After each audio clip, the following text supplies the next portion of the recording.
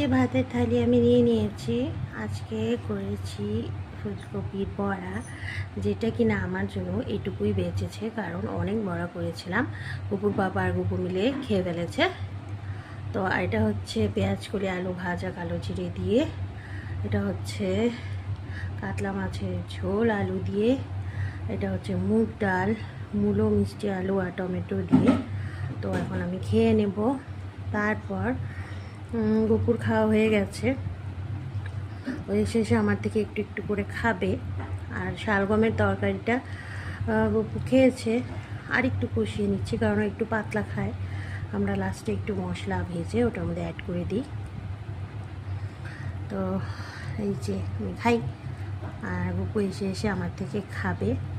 একটি খেলার ছলে, তাতে ওর এরকম সলিড ফুড খাওয়ার অভ্যেস হয়ে যাচ্ছে।